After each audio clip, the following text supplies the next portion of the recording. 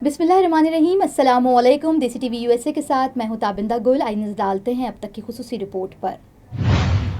ناظرین، پاکستان ایسوسی ایشن آف گریٹر ہیوسٹن کے زیر اہتمام کتاب اور چائے کے عنوان سے ایک خصوصی ادبی نشست کا انعقاد کیا گیا، جس کا موضوع ایک شام رسائی ادب کے نام تھا۔ اس تقریب میں اردو ادب کی اہم صنف رسائی ادب کے تاریخی جائزے پر روشنی ڈالی گئی۔ اس شام کے دوران ممتاز اہل قلم اور محققین نے اپنی گفتگو میں رسائی ادب کی روایت، اس کی تہذیبی و فکری اہمیت اور اس کے ارتقائی مراحل کا بھی تفصیلی جائزہ پیش کیا۔ شرکائے گفتگو میں معروف محققہ اور شاعرہ ڈاکٹر فاطمہ حسن، ادیب اور تجزیہ نگار سرفراز عبد، ممتاز محققہ محترمہ تسنیم عابدی اور شاعر و رسائی ادب کے شناسہ عدیل زیدی شامل تھے۔ تقریب کا انعقاد 3 اگست 2025 بروز اتوار کو شام 6 بجے Jinnah hall, Pakistan centre, 12638 Bissonnet street, Houston, Texas میں ہوا، جہاں ادب دوستوں کی بڑی تعداد نے شرکت کی۔ ناظرین، حاضرین نے مقررین کی علمی گفتگو کو بھرپور انداز میں سراہا اور اسے ایک یادگار ادبی شام قرار دیا۔ یا اور کسی نہج پہ آپ لے جائیے، لیکن جو تقاضا مرثیے کا ہے کہ نکلے نہ کربلا سے سخندان کربلا، یہ ہے اصل بات۔ دوسری بات یہ ہے کہ جو مرثیے کے اجزاء ترکیبی ہیں وہ تو چاہیے۔ اگر آپ کربلا دیکھیں، ہلال نقوی صاحب نے بہت خوبصورت اور بڑی بھرپور شاعری کی، ہاتھ ان کا عنوان تھا مرثیے کا۔ آپ ایک ایک مصرے میں وہ تنوع تھا، وہ میں آپ سے کیا بتاؤں، کیا خوبصورت۔ لیکن اس کو مرثیہ دو وجہ سے اس زمانے میں بھی تسلیم نہیں کیا گیا۔ ایک وجہ تو یہ تھی کہ انہوں نے مسدس میں اجتہاد کیا اور تیسرے مصرے کو آزاد کیا، اس کو قافیہ ردیف سے مبرہ کر دیا، پہلی بات۔ دوسری بات یہ تھی کہ مرثیے میں ایک چیز ہوتی ہے استخاں بندی۔ جب استخاں بندی نہ ہو تو مرثیے کا تصور نہیں ہوتا۔ وہاں آپ ایک سلسلے سے آتے ہیں، اس پورے مرثیے کے تمام بند متفرق ہیں، یعنی ایک سے دوسرا بند مربوط نہیں۔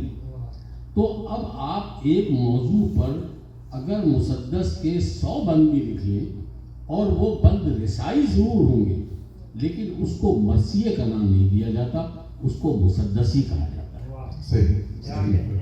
اپنی روایت الگ ہے، مرثیے کے اپنے تقاضے الگ ہیں، ان کو ملحوظ رکھنا۔ اب اس دور میں جیسے ابھی انہوں نے بتایا کہ لکھ رہے ہیں نئے نئے لڑکے بیچارے کوشش کر رہے ہیں، ہم بھی ان کو سراہتے ہیں، لیکن اس وقت انہیں یہ بتانے والا کوئی نہیں ہے کہ مرثیے کی زبان کیا ہوتی ہے۔ پہلے تو وہ وہاں ہی سے بیچارے وہ اپنے اپنے علاقوں کی زبان لکھ رہے ہیں، مرثیے کی زبان سے آگاہی نہیں۔ پہلی بات تو یہ ہے۔ دوسری بات یہ ہے کہ استخاں بندی نہیں جانتے کیا ہوتی ہے، لہٰذا وہ روایت شکنی بھی ایک ان کے یہاں موجود ہے، لیکن لا علمی جسے کہتے ہیں، ہدایت کرنے والا نہیں۔ اچھا لکھنے والے ہیں، اچھے مصرے لکھ رہے ہیں، لیکن اب ایک سب سے نازک پہلو جو ہے وہ حفظ مراتب کا ہے۔ وہ مصرے لکھ رہے ہیں، وہ بات لکھ رہے ہیں جو اپنے باپ کے لیے نہیں کہہ سکتے، وہ امام حسین کے لیے لکھ رہے ہیں۔ وہ واقعات لکھ رہے ہیں جس میں تضحیق کے پہلو نکلتے ہیں۔ تو ان تقاضوں کو ملحوظ رکھنا رسائی ادب میں ضروری ہے، اور مرثیے میں تو لوازمہ ہے، مرثیہ لازم ہے کہ آپ اس بات کو خیال رکھیں۔ کیا کہنے سرفراز بھائی، ایک سوال اور آپ سے ہے کہ بلکہ ہمارے تمام پینلسٹ ہیں آپ سے خدا کرتے ہیں کہ واقعی کربلا کے بعد 61 ہجری کے بعد مجالس کا سلسلہ تھا، کیا وہاں رسائی شاعری کا سلسلہ تھا مجالس میں یا خطابت ہوا کرتی تھی؟ اچھا دیکھیے، یہ میں چاہوں گا میں آپ سے عرض کرتا ہوں، خطابت کا تو تصور ہی نہیں تھا، اور یہ امام کے زمانے سے، امام زین العابدین کے زمانے سے لے کر اور بر صغیر تک کوئی وجود ہی نہیں تھا خطابت کا۔ اس کی بھی میں آپ ہے تو جملہ مدرسہ مگر میں عرض کر رہا ہوں، ہاں میں آپ سے عرض کر دوں کہ خطابت جو ہے نا، اس میں مولوی پڑھ کے آتا ہے، وہ اپنی کہانی سناتے ہیں، پڑھا ہوا دوہرا دیتے ہیں، اور اس میں پھر اپنی عقل داخل کرتے ہیں جہاں سے کنٹروورسیز پیدا ہوتی ہیں۔ یہ جو اختلافات اور یہ جو مارا ماری ہے، یہ آپ دیکھیں، یہ تمام اختلافات اور یہ تمام جو لوگوں میں ایک بے چینی، ایک ہلچل اور یہ نفرت اور یہ الحمدللہ منبر سے خطیبوں کی دی ہوئی ہے. اور شاعری وہ چیز ہے، امام نے شاعر کو بٹھایا ہی اسی لیے تھا کہ وہ اس کا اعتبار بھی رہے گا، اس کی کہی بھی بات قائم بھی رہے گی، اگر کسی کو اختلاف ہوگا تو وہ اس کا دفاع بھی کرے گا.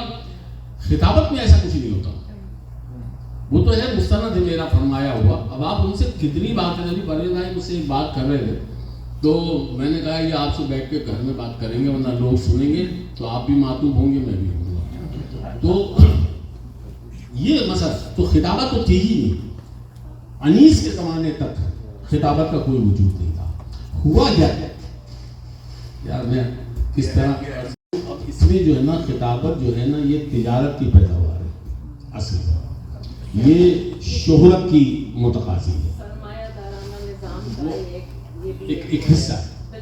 تو اب دیکھیے شاعر جو پڑھتا تھا نا، دیکھیے پہلے جیسے انیس تھے، دبیر تھے، خبیر تھے، ان لوگوں کو نوابین وثیقے ضرور دیا کرتے تھے، اس میں کوئی شک نہیں ہے، لیکن یہ ان کا مطالبہ نہیں ہوتا تھا اور وہ ان نوابین کے ہاتھوں پکے ہوئے بھی نہیں ہوتے تھے. وہ بات اپنی کرتے تھے لیکن یہ نہیں ہوتا تھا کہ کوئی نواب یہ کہے کہ جی آپ کو یہ کرنا ہے تو وہ کرنا پڑے گا اسے، کیونکہ وہ طالب نہیں تھی. ایک ایسا موقع آیا کہ نواب صاحب سے اختلاف ہو گیا میر انیس کا، اور انہوں نے کہا سرکار ان کا یہ حکم ہے. انہوں نے کہا کچھ نہیں ہوگا، پاپوش کے چند ستارے جڑ جائیں گے. اس زمانے میں جو جوتے پہنے جاتے تھے ان پہ ستارے جڑے جاتے ہیں، ان کا چند ستارے جڑ جائیں گے. تو یہ خودداری تھی، یہ عزت نفس تھی. یہاں عزت نفس کو بیچ دیا گیا ہے. اب کیا ہے کہ یعنی پہلے بے لوث جو کام ہوتے تھے، عقیدت سے، احترام سے، خلوص سے، عبادتاً جو کام ہوا کرتے تھے، وہ اب تجارتاً کام ہو رہے ہیں. اور خطیب جو ہے اب تو ٹیرف چھپ گئے ہیں کہ اس مجلس کے اتنے اور اس خطاب کے اتنے، اور یہ پورے معاشرے کا مسئلہ ہے، یہ ایک شعبے کا نہیں کہ پیسہ.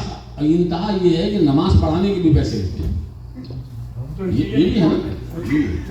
اچھا اب میں ایک بات ہوں، ایک تو ہوتا ہے کہ کام برائے معاوضہ اور ایک ہوتا ہے کام برائے صلاح. مجھے یاد آ گیا ابھی ہمارے کراچی سے تشریف لائے ہیں علامہ ارتضیٰ. میں حیران ہو گیا کہ کوئی اتنی زیادہ عمر بھی نہیں ہے، انہوں نے ایک بڑا کام یہ کیا. میں کتاب لانا بھول گیا، میں نے کہا تھا کہ میں لاؤں گا کتاب دکھاؤں گا. انہوں نے میر انیس کی کلیات شائع کی 4 جلدوں میں، اور خاصی ضخیم کتاب ہے. اچھا اب پڑھتا کون ہے انیس کو، سنتا کون ہے انیس کو؟ ہمارے جیسے نادار پڑھیں ان کو سننے والے موجود نہیں ہیں. انیس کو سننے یا اور کسی نہج پہ آپ لے جائیے، لیکن جو تقاضا مرثیے کا ہے کہ نکلے نہ کربلا سے سخندان کربلا، یہ ہے اصل بات. دوسری بات یہ ہے کہ جو مرثیے کے اجزاء ترکیبی ہیں وہ تو چاہیے. اگر آپ کربلا دیکھیں، ہلال نقوی صاحب نے بہت خوبصورت اور بڑی بھرپور شاعری کی، ہاتھ ان کا عنوان تھا مرثیے کا.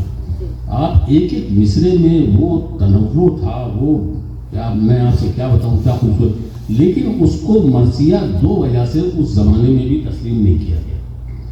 ایک وجہ تو یہ تھی کہ انہوں نے مسدس میں اجتہاد کیا اور تیسرے مصرے کو آزاد کیا، اس کو قافیہ ردیف سے مبرہ کر دیا، پہلی بات. دوسری بات یہ تھی کہ مرثیے میں ایک چیز ہوتی ہے استخاں بندی. جب استخاں بندی نہ ہو تو مرثیے کا تصور نہیں ہوتا. وہاں آپ ایک سلسلے سے آتے ہیں، اس پورے مرثیے کے تمام بند متفرق ہیں، یعنی ایک سے دوسرا بند مربوط نہیں. تو اب آپ ایک موضوع پر اگر مسدس کے 100 بند بھی لکھ لیں اور وہ بند رسائی ضرور ہوں گے، لیکن اس کو مرثیے کا نام نہیں دیا جاتا، اس کو مسدسی کہا جاتا ہے. صحیح. بار میں اٹھا ہوا تمام جسم نازنی شدا ہوا کٹا ہوا، یہ کون سی وقار ہے، یہ کون سی وقار ہے، بلا کا شہ سوار ہے. یہ بالیقین حسین ہے، نبی کا نور عین ہے، یہ مکمل ہے. اور حفیظ جالندھری جو ہیں وہ ان کی پہچان ایک یہ بھی ہے. सरफराज भाई इतनी जल्दी आप हमें नहीं छोड़ सकते। नहीं, मैं अर्ज कर रहा हूँ, अभी फातिमा ने जिक्र किया कराची की, अगर आप, मुझे सारे नाम याद हैं जितने लोगों ने मरसिए लिखे। मैं तो चूँकि आपका वक्त को महदूद रखते हुए एक इजमाली गुफ्तगू कर रहा हूँ। देखिए, अब रिसाई अदब में एक मिसरा भी रिसा तो हो सकता है, मरसिया नहीं हो सकता। मरसिए के तकाजे के और होते हैं। जोश साहब ने मरसिए लिखे और ज़मीर अख्तर ने उनको शाया किया कि जोश के मरसिए। उसी का खत है कि जोश साहब को तो ये इदराक था कि मरसिया किसे कहते हैं और मुसद्दस किसे कहते हैं। ज़मीर और वहाँ मरसियन और तस्नीफ की एक रिवायत कराची शहर में है और वो सबर बर्बादी से चली है और खुदा का शुक्र है कि आज तक कायम है। उनके बाद उम्मीद फाजली का नाम आता है। प्रोफेसर सहर अंसारी साहब ने मरसिए लिखे। हाल ही में इंतकाल हुआ है यदुल्ला हैदर साहब का, उनके मरसियों का इस वक्त एक नौजवान, कल चंद रोज पहले ऐवान जोश में एक महफिल मुसालमा थी, तो नदीम नकवी साहब ने मुझे बताया कि उन्होंने 4 नए मरसिए लिखे हैं और जब मैं आऊँगी तो मैं आपको सुनाऊँगा। तो ये है कि जब तक मेरा ख्याल है कि ये दुनिया बाकी है, इमाम हुसैन की अज़ा बाकी है और हमारा कल्चर बाकी है। देखिए, मरसिया हमारी सकाफत है। आपने कहा ना कि मरसिया से हम सीखते हैं, आदाब मजलिस भी सीखते हैं, आदाब ज़िंदगी भी सीखते हैं, रिश्तों का एहतराम भी सीखते हैं, दिल का सोच पे यलगारे बला है। आप सुनाए तो बेहतर है क्योंकि आप अपने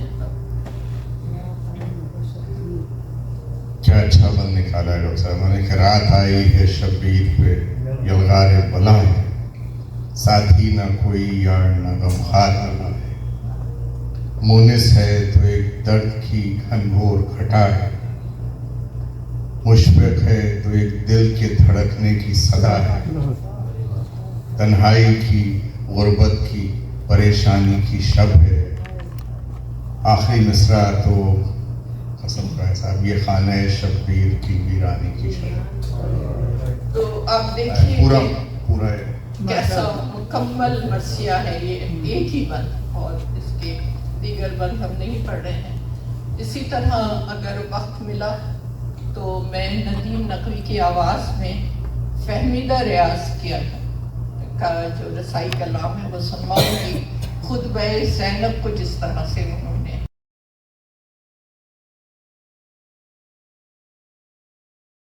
अब तक के लिए इतना ही। मिलते हैं अगली रिपोर्ट में कुछ मज़ीद खबरों के साथ। देखते रहिए देसी टीवी यूएसए, DTVNN, हमारा OTT प्लेटफॉर्म DTV Flix, जहां आप 3000 से ज़ायद चैनल देख सकते हैं। So stay tuned and stay with us. Now I am American. I have citizen. I still have my Salvadorian passport and now I have my USA passport. I am a citizen of the US. Khi cầm cái hộ chiếu Mỹ, cô rất là tự hào mình là công dân Mỹ. La ciudadanía para mí significa oportunidades. Si ya tienen el tiempo que pueden hacerse ciudadanas, que lo hagan. No pierde nada uno con intentarlo. Como dicen en México, echándole ganas todo se puede.